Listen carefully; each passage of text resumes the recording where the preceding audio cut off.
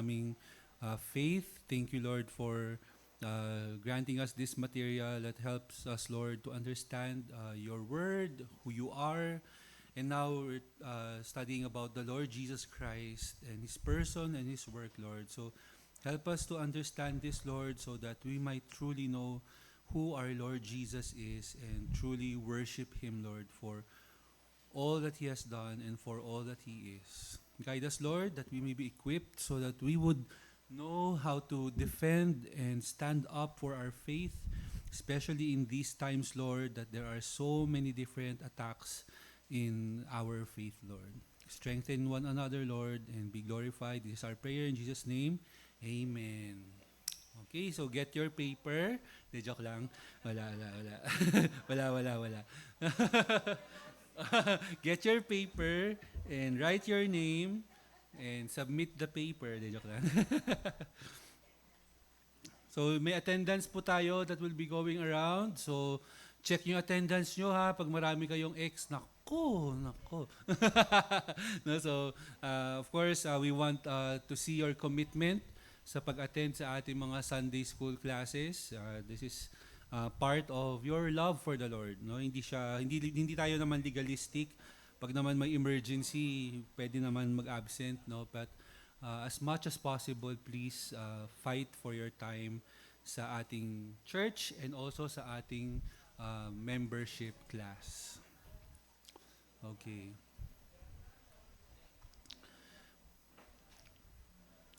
So tayo ay nasa lesson 4. So we've had several memory verses already. So meron bang mag-volunteer? Sabi ko pala last week, no, magtatawag ako kung sino ang ipapamemorize natin ng memory verse. So sino ang ready? Sino ang ready? Walang tumitingin sa akin, oh. Walang tumitingin. lahat busy-busy, ah. Ready. Walang naghihintay na sana tawagin ako ni Pastor. Wala. wala. Okay. Sino nakamemorize ng John 1? John 1:14. Yeah. Yung Dahol. Lahat, Sister Rose, lahat daw. Pakinggan natin. Try lang. Sige lang po.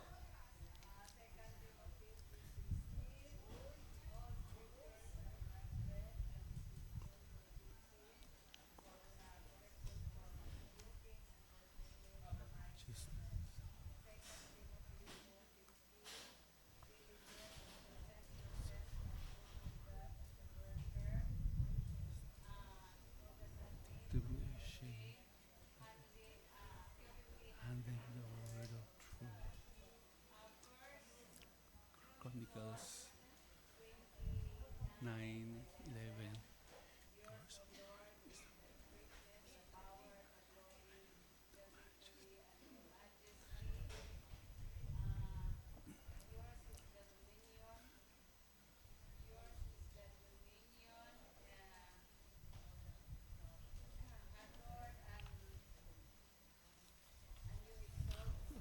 Yourself has head over. Okay.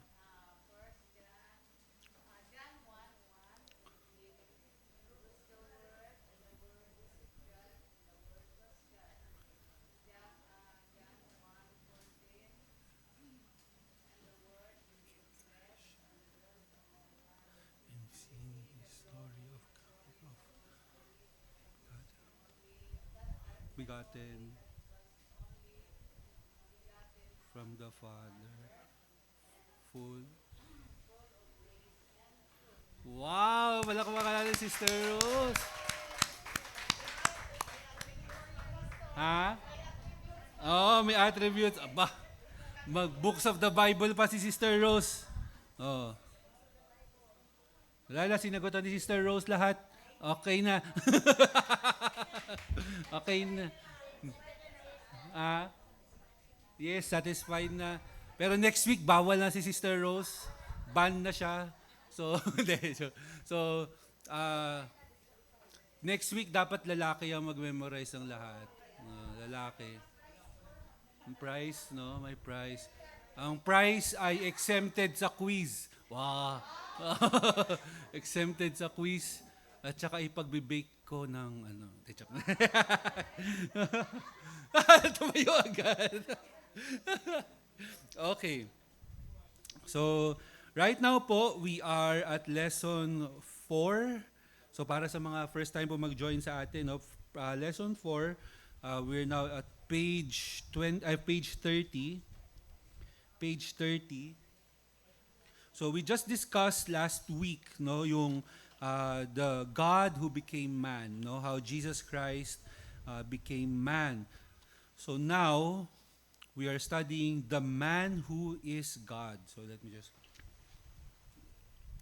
So makita rin natin na si Jesus Christ in His ministry on earth has shown His attributes. No? Has shown His attributes as God. No? Because nung nagkatawa ang tao, si Jesus, kagaya na sinabi natin last week, nung nagkatawang tao siya, hindi nawala yung pagka-Diyos niya. No? He is fully God and fully man. So, the attributes of God is still with Him, though alam natin, sasabi sa Philippians na He chose not to use all the attributes na meron siya, but there are some attributes na makikita mo na very evident sa life ni Jesus Christ. So, let's look up the verses. So you have the table here na you probably would want to memorize for next week for something I don't know. So so I don't know, there's something coming, parang pinaparamdam sa akin na dapat next week may mangyari. So open your Bibles to Matthew 28 verse 18. Matthew 28 verse 18 says, "And Jesus came up and spoke to them, saying, All authority has been given to me in heaven and on earth." So what does that speak about the Lord Jesus Christ? Anong attribute niya?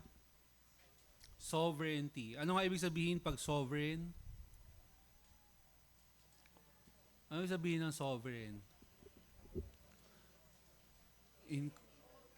He is in control, no? In control. So meaning He is Lord, He is in control over all things. So even though Jesus became man, God, He has all the authority like God the Father. Okay?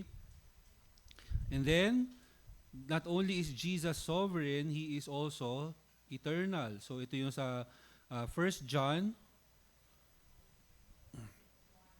1 John 1, 1 and 2. Anong sabi dito? What was from the beginning, what we have heard, what we have seen with our eyes, what we have looked at and touched with our hands, concerning the word of life, and the life was manifested, and we have seen and testify and proclaim to you the eternal life which was with the Father and was manifested to us. Sino pinag-uusapan dito? Jesus. Does this sound familiar? Itong 1 John 1, 1 and 2. Does this sound familiar? Didn't you notice na kapareho siya halos ng John 1 and John 1:14? No, alam mong same author noong pinanggalingan, si John ang nagsulat nito. And it talks about what was from the beginning, meaning Jesus was there since the beginning, and Jesus is the word of life, and Jesus was manifested, ibig sabihin, nagkatawang tao siya. So again, i-reiterate natin yung fact and yung truth na Jesus is not created, that Jesus already existed before the beginning. He was with God, and so He is, kasi may mga nagsasabi na Jesus only existed when He became man, and that's not true. No, that's not true. Okay. We also see that He is immutable or unchanging, hindi nagbabago. We see that in Hebrews 13, verse 8. Hebrews 13, verse 8. Let me read it for you. Sabi dito, Jesus Christ is the same yesterday, today, and forever. No, so hindi siya nagbabago. Unlike any man, tayo we change, no? Yesterday mabait, today masungit, and tomorrow sana mabait na ulit. No, so pabago-bago. But Jesus is consistent in all his character, in all his truth, in all his reality, in all his attributes. He is unchanging.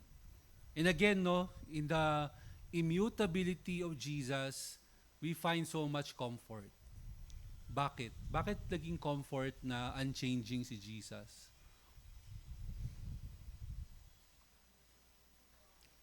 Mhm. He's true to his promise. The terms of salvation, no, will never change. From the beginning up till the end, the Lord Jesus Christ is able to save anyone who comes to him. And from the beginning to the end, the blood of Jesus is sufficient to save anyone from their sin. And so, the immutability of Christ is comforting. No, so tandaan niyo 'yan, no, dahil Jesus is the same compassionate God that we see in the gospel, and he is compassionate towards us, loving towards us. And in the same manner, yung death niya was sufficient to appease the wrath of God, to pay for our sins so that we might be accepted. Alright, so makita din natin na Jesus is also all-knowing. That's in Colossians chapter 2. Colossians chapter 2, verse 2 up to verse 3. So let me read. That their hearts may be encouraged, having been knit together in love, attaining to all the wealth that comes from the full assurance of understanding, resulting in a true knowledge of God's mystery, that is Christ himself, in whom are hidden all the treasures of wisdom and knowledge. No? So, in Christ are hidden all the treasures of wisdom and knowledge.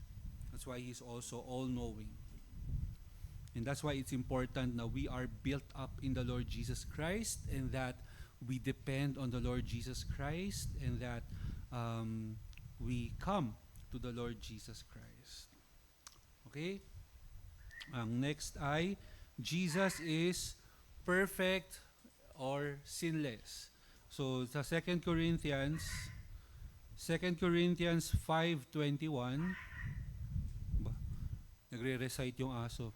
2 Corinthians 5:21, He made him who knew no sin to be sin on our behalf, so that we might become the righteousness of God through him, in him.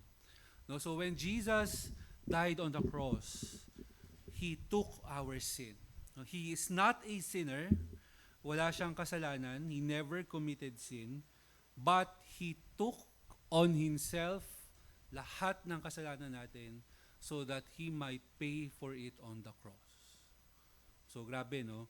The sinless, sabi dito, was made to be sin on our behalf.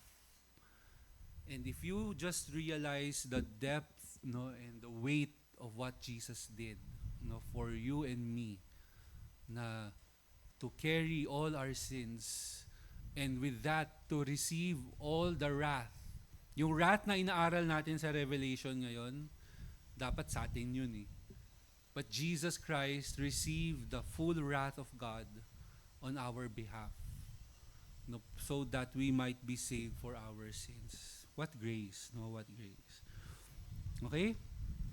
And Jesus Christ is also holy, just as the Father is holy. Let's see Acts chapter 3, verse 14 to verse 15. Acts 3:14 to 15 says, but you disowned the holy and righteous one, and asked for a murderer to be granted to you, but put to death the Prince of Life, the one whom God raised from the dead, a fact to which we are witnesses. Sino yung pinag-uusapan dito? No, Peter is preaching here, preaching to the Jews. Sabi niya, you disowned the holy and righteous one. You disowned Jesus Christ. Sabi niya sa mga Jews. Instead, you asked for a murderer to be granted to you. Grabe, no? Grabe yung hardness of heart nila. Na they would even ask for a murderer to be set free instead of the holy and righteous one. At sabi niya, you put to death the Prince of Life, but God, the one whom God raised from the dead. But pinapakita sa atin dito that Jesus Christ is holy. And when we say holy, ano yung sabihin ng holy? Sinless. Set apart. No, set apart. Yun yung difference ng pagiging holy. And finally, John 14:6. Kabisado yun. Do, sino yun nagme-memorize? Si R ba yun? I am the way, the truth, and the life. No one comes to the Father except through me. No, so Jesus Christ is the only truth, the only way to God the Father. No, He is the truth. So maraming characteristic or meaning attribute si Jesus that is same with the Father because He is God. He is God. They are equal. Now, there are many ways na dinemonstrate ni Jesus ang kanyang power, ang kanyang omnipotence sa ministry niya dito sa earth. So, sige, let's do this by way of activity para naman hindi lang ako yung nag-share. Okay?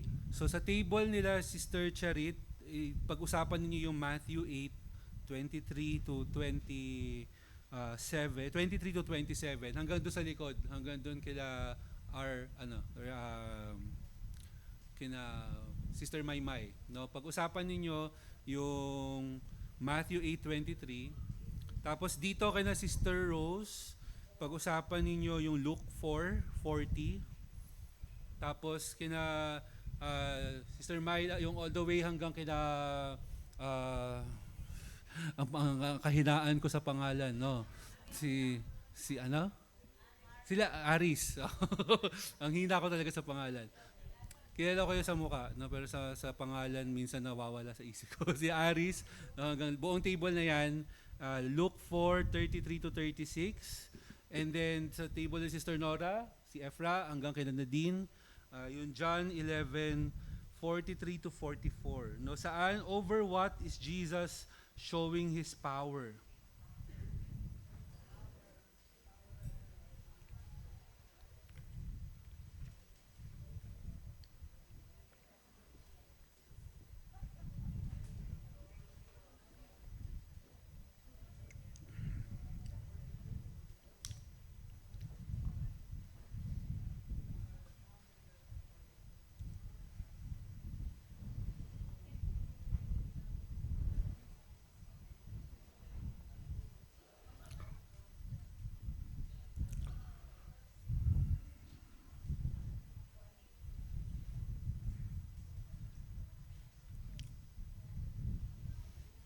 So when you present your work, to read the verse, share with us the verse, and then share what is Jesus showing about Himself.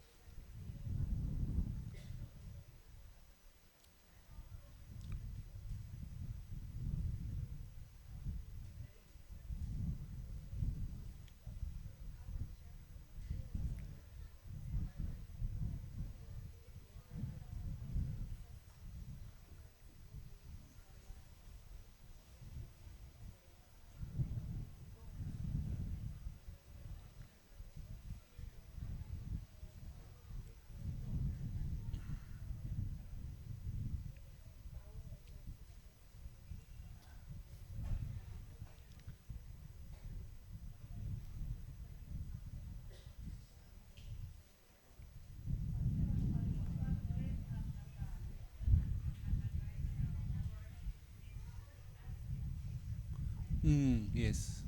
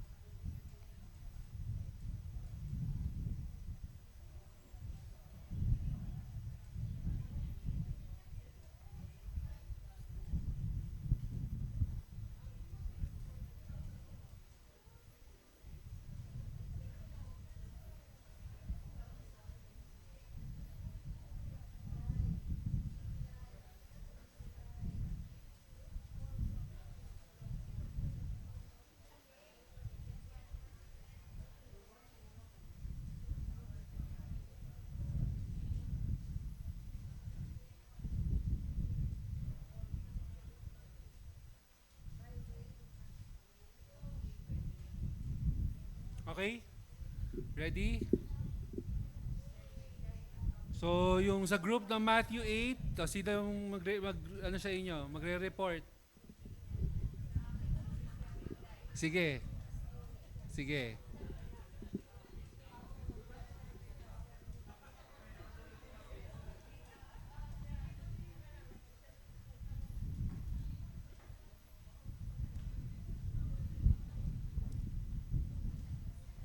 Come on, come on. Sino ang ano? Sino ang volunteer? Sino ang tribute? Sino ang alay? Na susunugin natin dito sa harapan. Joke lang. Si ano ba? Si Steven ba? Si Steven? Gigisahin. Nandyan si Carlo. Si Carlo ba? Si Carlo? Kakarating lang nila eh.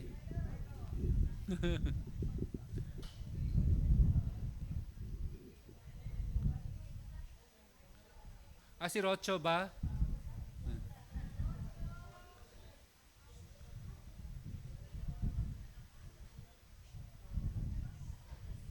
Come on, sayang ang time.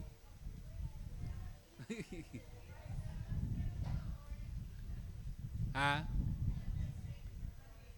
Authority over nature. Okay, please read the verse para marinig ng iba.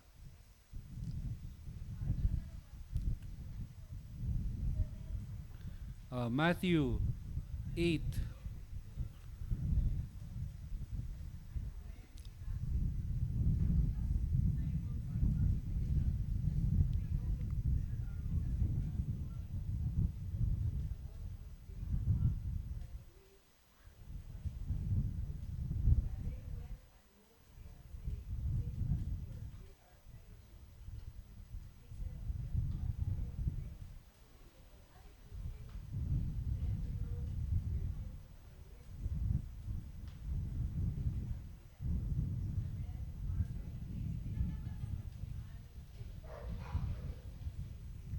Yan, no? So power over nature, the sea, the waves, no? Pinatahimik niya. No, kung may power lang tayong ganyan sa dogs, 'di ba? Quiet. Doon lang sa kulungan. No, so pumasok ka, no? Or power over the wind pag sobrang lakas, no? No, pero si Jesus ang may power niyan. O pag sobrang init, no? Pahangin. No, wala tayo.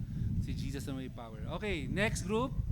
Sila Sister Rose, Luke 4:40, si Sister Inday. Sige po.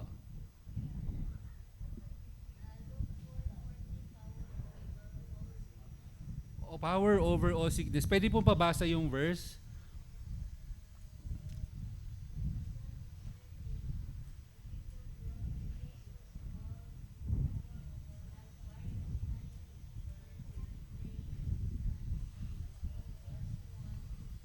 Yan, no? So, power over sickness. No, nung nag-minister, all sickness, 'di ba? Nung nag-ministry si Jesus dito, nagpapagaling siya so that people would see that he is indeed the creator. That he has the power over the sin of the sickness of man, no? Hindi siya dumating para mag-medical mission.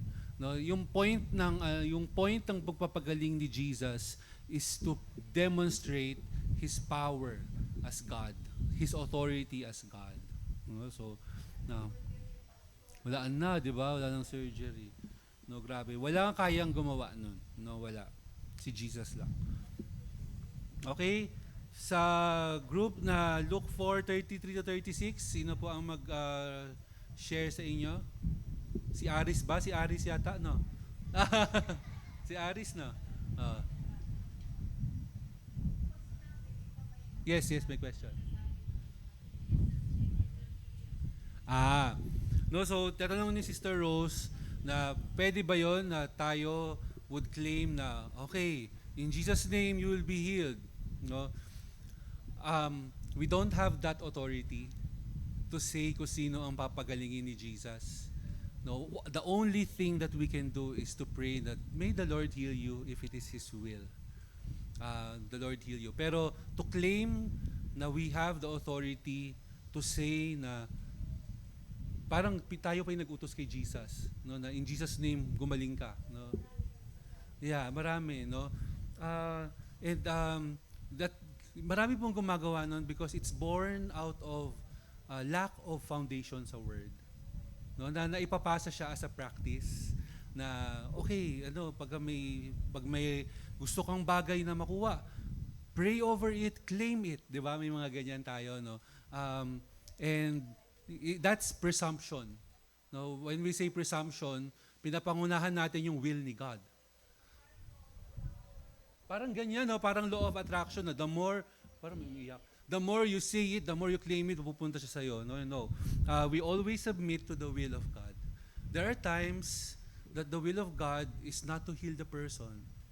The will of God is for the person to continue in that sickness, to continue maybe in that back pain, or to continue even in cancer. Diba? And that may be the will of God for the person, and that is where the person would best glorify God, even in that sickness. Of course, we will not discount that the Lord does miraculous healing. He can do that if it is His will. And it's not for us to presume na bawat may darating sa ating tao, sasabihin natin, you will be healed. No? Paano kung hindi gumaling? Paano na yung faith ng tao yon? Yeah, 'di ba? Ang sasabihin, you have lack of faith, no? Pero hindi kasi pinakita na yun ang expressed will ni Jesus na gumaling ang lahat ng tao sa sakit, 'di ba? No? So rather we put our trust na in the will of God, in the decision of God, because He is the one in control over sickness, over health. And even, makikita natin later sa next group. Ay, hindi pa pala! Nauna na. Sige, dito pala. No? So, Luke 4:33 to 36. Sino na magre-recite? Nagtuturuan pa kasi. Okay.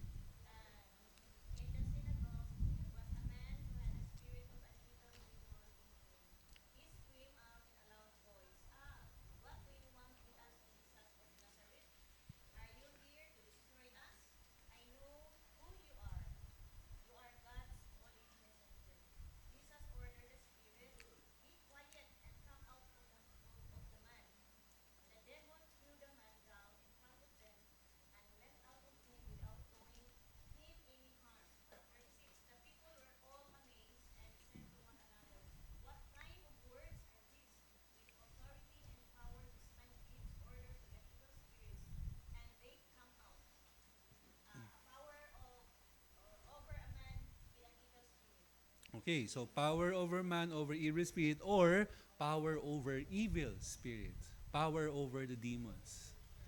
No, so si Jesus, we've been going through this book of Revelation na in this spiritual warfare, ang laban between Jesus and Satan, hindi yung parang sino kaya ang mananalo sa kanila? Sino kaya ang mas malakas? No, hindi. The battle is always Jesus is the victor. No, is sure ang kanyang victory. Actually, He has already won. No, so that's why even here in the life, in the ministry of Jesus, when He was on earth, pinapakita niya, He has authority over the demons. Inuutusan niya yung demons. Di ba, na umalis ka dyan. No? Nagpaalam pa yung mga demons sa kanya. Doon sa man sa Gennesaret na pwede bang lumipat kami sa mga baboy? No? At lumipat yung mga demon sa baboy. At nagtakbuhan yung mga baboy, nahulog silang lahat sa dagat. At alamat ng sinigang. Joke lang, sinigang na baboy. Hindi, so, yeah, no, di ko alam kung bakit baboy ang pinili nilang puntahan, no? So, of all the animals. But maybe that's the closest, and it shows us na Gentile nation yun. Anyway, so Jesus has the power over demons. Sabi nga, even demons shudder and believe. Sabihin, they know who Jesus is. They know the Bible. What's the difference now between demons and us? We know the scripture. Ano pa? Yeah, eternally damned sila. So tayo, alam nila, baka nga mas alam pa nila ang Bible kaysa sa atin eh. No? Pero tayo, we obey. And we love. And we reflect the glory of God. Sila, alam nila ang Bible, pero they rebel. And they don't obey. And they know the Lord will destroy them anytime soon. Sabi pa nga nung demon na kumausap kay Jesus, this is, what do you have to do with us, Jesus of Nazareth? Have you come to destroy us? Alam nila na Jesus will destroy them. And so, alam nila they are powerless to stop Jesus from destroying them. No, but, pinapakita dito ni Jesus sa atin na truly, He has authority over them. Na wala silang laban talaga kay Jesus. Okay? Next group? Sino na? Si Kin? Sige. Ang bilis Submissive.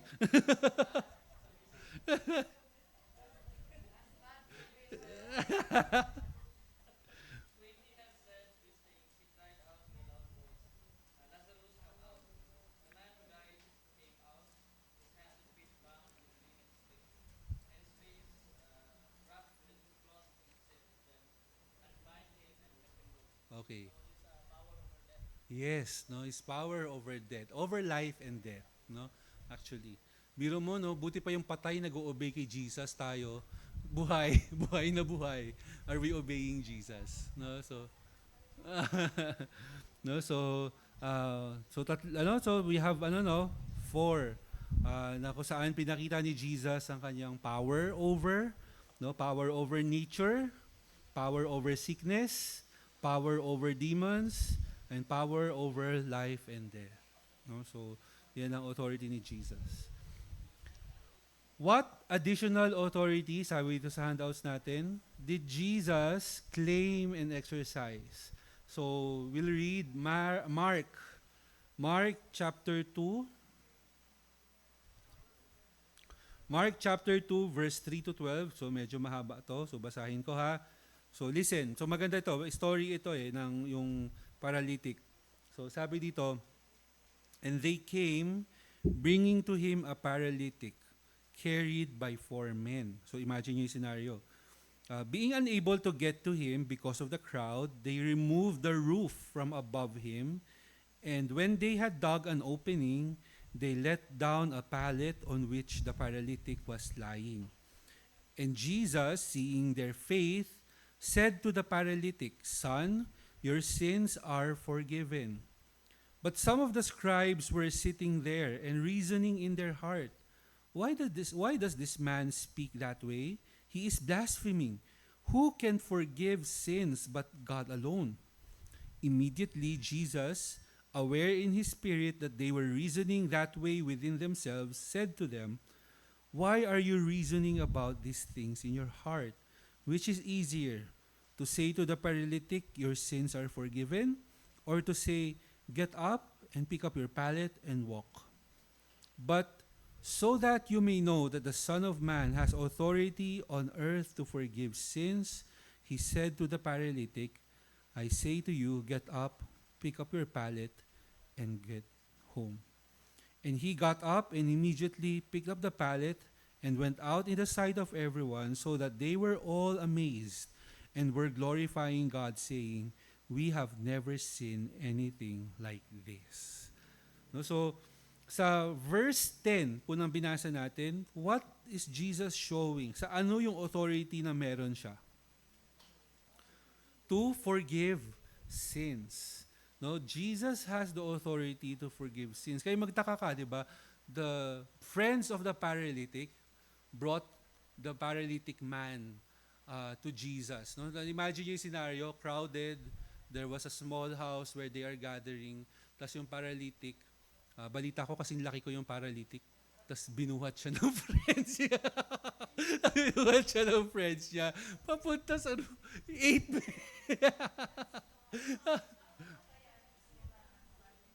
Nang ano pa?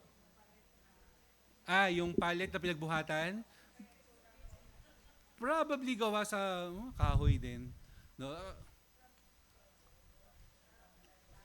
Yeah, no? So, alam natin ang roof nila before, flat. No? Mga nakapunta doon sa Israel, di ba? Flat, made of stone, sa taas nila wood. No, kasi doon sila nagbababad ng mga papatayuin nila sa araw. So hinukay nila yon. Tapos yung pallet nila probably gawa rin sa mga kahoy na ano, tapos animal skin maybe, no? So yun yung buhat. Siguro may hawakan din yon na apat para mabuhat, no? Kung kailangan 8 tao, mas maraming bubuhat. Tapos siguro may tali para maibaba nila yung ano, yung lalaki doon in the middle of the roof, no? So but with all the effort na ginawa ng friends para mapagaling yung paralytic, ang sinabi ni Jesus, your sins are forgiven you. Magtataka sila, bakit kaya? Bakit sin?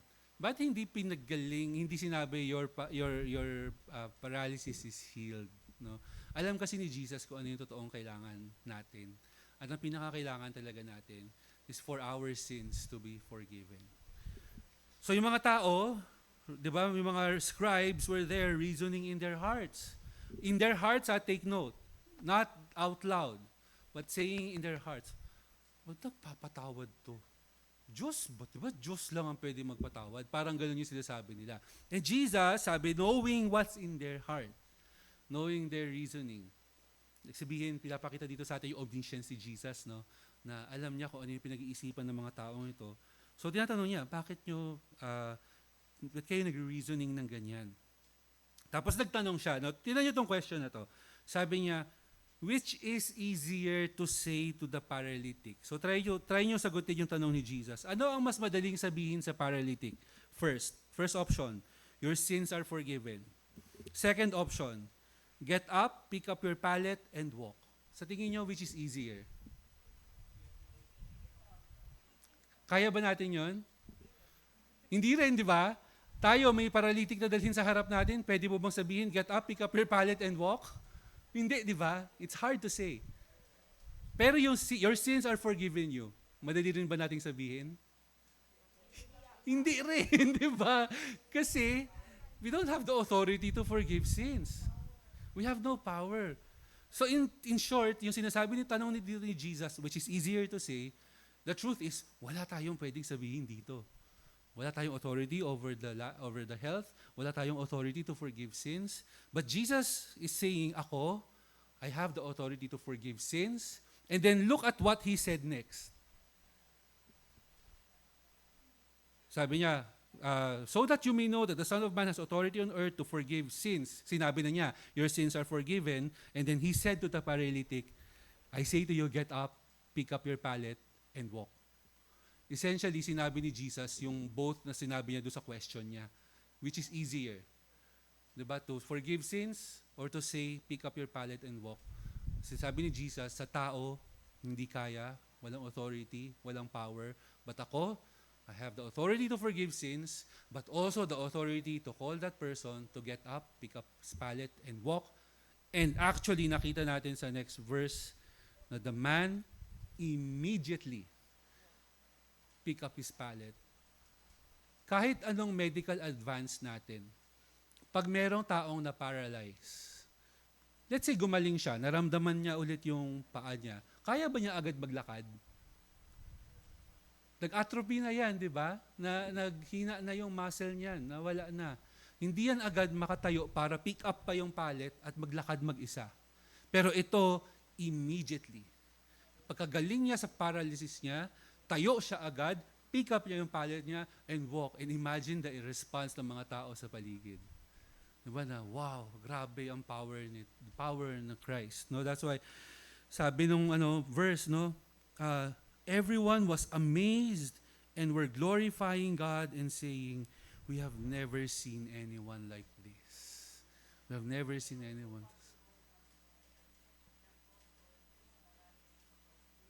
Is it possible that the cause of his paralysis was sin?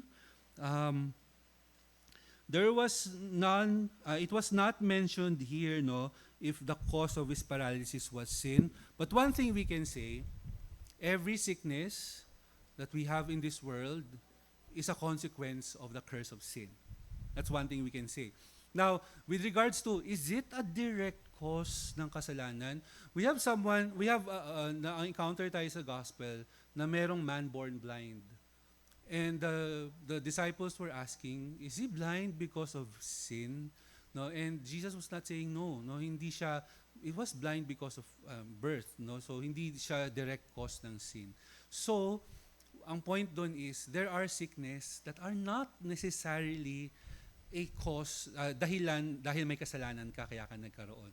No, so but rather it is the will of God na madaanan mo yung sakit na yon so that God would be glorified. Kagaya nung nangyari kay Lazarus, nung namatay siya. Diba? The reason for it was not because of a direct sin ni Lazarus, but sabi ni Jesus, so that He might be glorified. No, He might be glorified. Okay? So, let's just look at a few more. Pinakitaan din tayo. Ay, nasagot na ba natin to? So sa verse 10, Jesus claimed the authority to forgive sins. And then sa Mark 2:7, who alone can forgive sin? Jesus or God? No, God. Sabi sa Mark 2:7, Mark 2:7. Why does this man speak that way? He is blaspheming. Who can forgive sins but God alone? No, so yun yung sa Mark 2:7. If Jesus had the authority to forgive sins and only God can forgive sins, then who is Jesus Christ? God. No, Jesus is God. Sa scripture, marami pang iba-ibang pinakita sa atin na titles of deity, meaning titles showing us that Jesus is God. That Jesus is God. So, tingnan natin isa-isa to, itong mga verses na to. Matthew 1:23, ito yung announcement of the birth of Christ. So ano yung name ni Jesus or title ni Jesus na makita natin dito? Emmanuel. No? Emmanuel. Behold, the virgin shall be with child, shall bear a son, and they shall call his name Emmanuel, which means God with us. No, favorite 'yan sa mga playlist ni Efra, no, mga kanta ni Don Moen. 'Di ba Don Moen 'yon? Don Moen, God with us, so close to us. No, so Emmanuel. Ano ang relevance especially for Israel, no, for the angel to say that the coming Messiah is Emmanuel, God with us? Anong significance nun? Anong importance nun? Ano for so long a time ang nagsisignify sa Israel that God is with them? Ano yung structure na yon? The temple. And the Shekinah glory of God that resides in the temple. And you would remember na when Babylon was about to invade Israel, in the book of Ezekiel, the glory of God, the Shekinah glory of God, departed from the temple. Diba? Umalis. At hindi pa bumabalik yun. Hindi pa bumabalik. But, when Jesus Christ came, ang sabi dito, God with us. God is dwelling with His people again. No, the presence of God. That's why nung sinabi sa John na we behold His glory, the glory as of the only begotten from the Father, full of grace and truth. That's very significant na to say to them na God is dwelling with man again through the Lord Jesus Christ. No, so that's why it's so wonderful, no, to really study the name of Jesus, the name of God, the attributes of God. Ay makita mo how much who God is and the character that He has been revealing about Himself. Okay, let's go to Philippians chapter 2.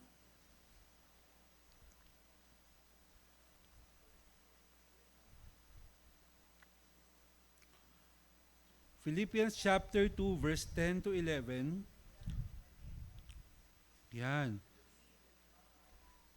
So that at the name of Jesus, every knee will bow of those who are in heaven or on earth or under the earth, and that every tongue will confess that Jesus Christ is Lord, to the glory of God the Father. What does this show us about Jesus? Sovereignty. That every knee will bow to Him. No, Jesus is Lord. No, Lord, yung title na hinahanap natin dito. Jesus Christ is Lord. And that's the same name na nakikita natin kay God, no, when He calls Himself Lord. The one who has authority, the one who is sovereign. Jehovah.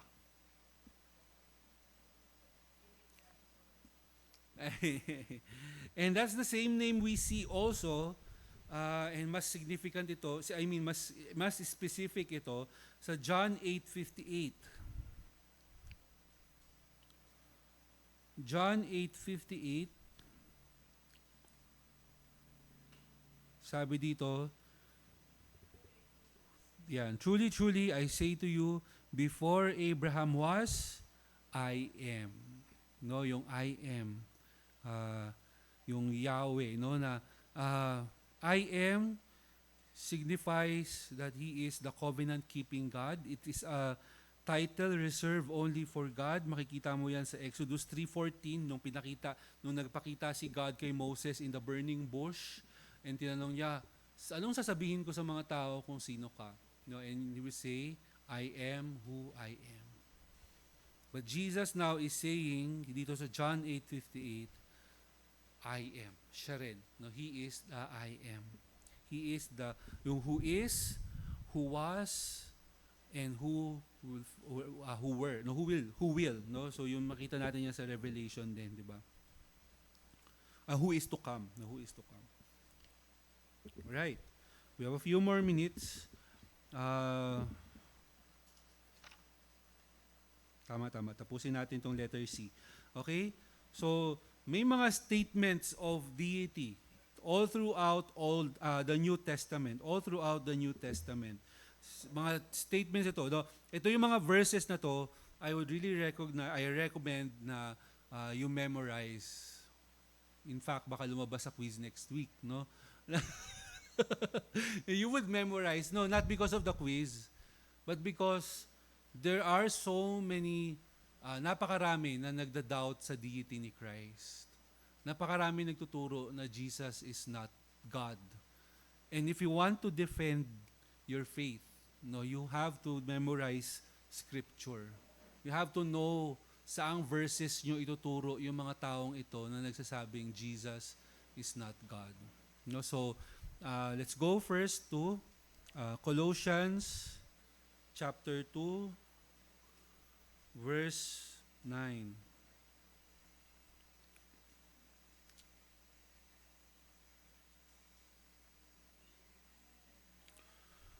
Colossians chapter 2, verse 9.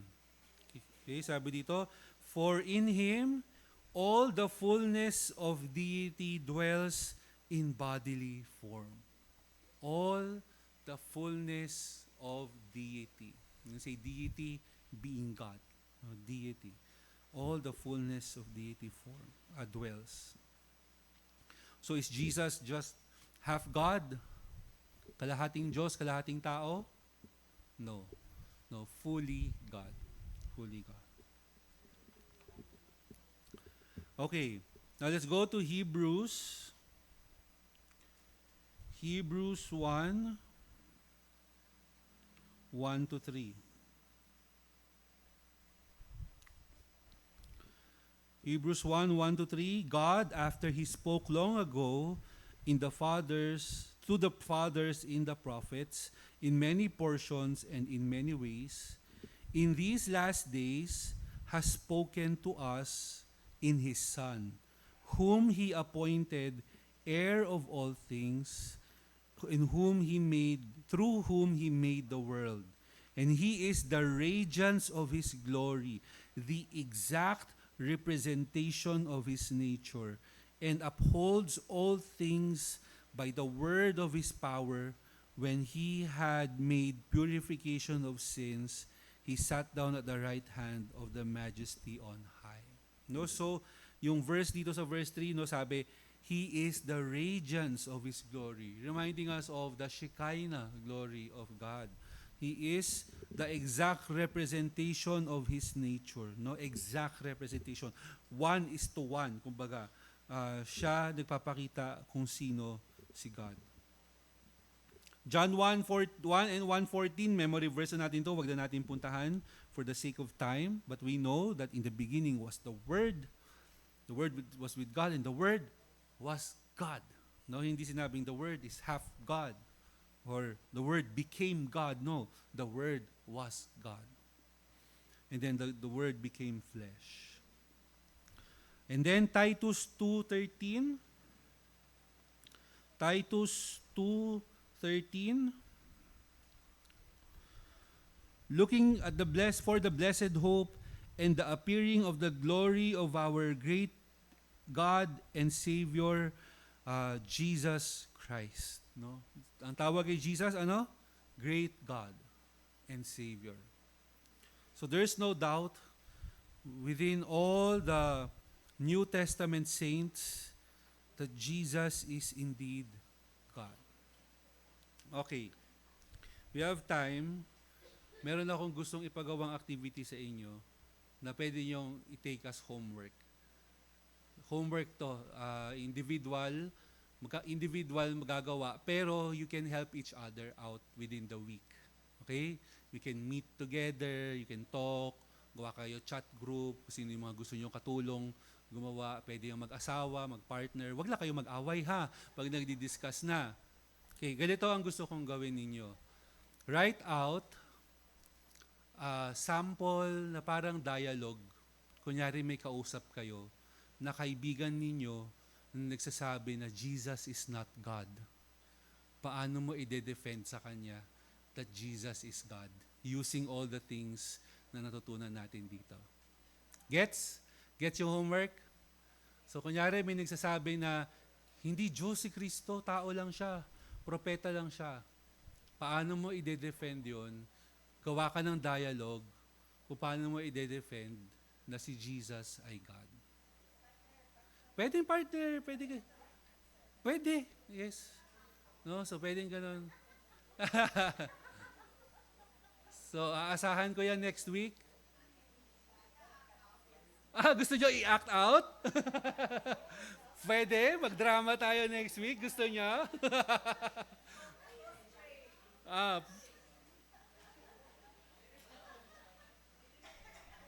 Meron? May director.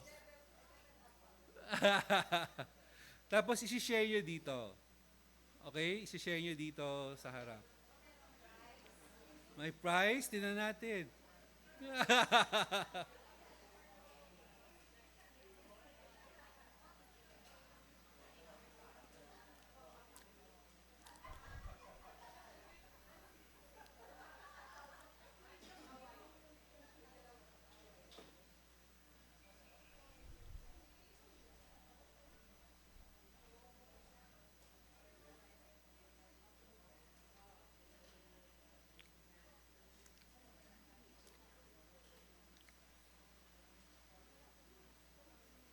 Okay? Baka gusto nyo lang maghanap ng partner ngayon. You still have time. You can be more than one, ha? Pero wag naman kayong lahat, no? Isang taas, isa lang. Wag naman. Grupo-grupo lang. Okay?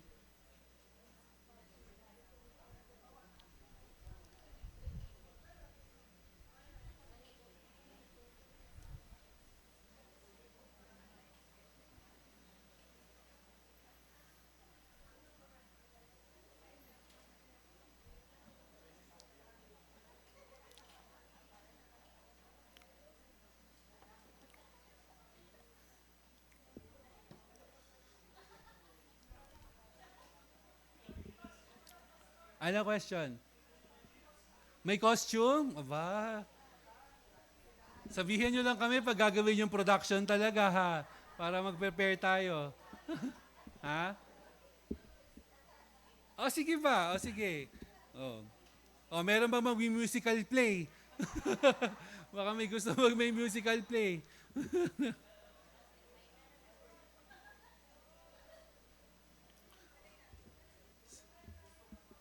May costume na. Okay? Sige. So you can have time to discuss with your group within the week, no? And come up with your ano man ang gusto nyong ilabas. Kung gusto nyong gumawa ng song, mag-compose ng song, prove Jesus is God, gumawa ng tula, may magagawa ba ng video presentation? No, gamitin niyo lahat ng pwede niyong gustong gawin to show, no. Ang hindi niyo lang pwedeng gawin, ang hindi niyo lang pwedeng gawin ay mag-absent next week. Hindi niyo pwedeng gawin. Ipapasundo ko kayo. Okay? Oo, kailangan may medical certificate, no? Kung absent. Or Di na. Okay. Grabe talaga kayo. Ayan. Okay? Sige po. We can close in prayer na. Let's close in prayer. You can continue discussing after our prayer. Sige, let's pray muna. Lord, thank you for this time revealing to us that Jesus is indeed God. And because He is God, He has the authority to forgive sins. And He has the authority over our life. And He has the authority over resurrection. And because of Him, Lord, we have life.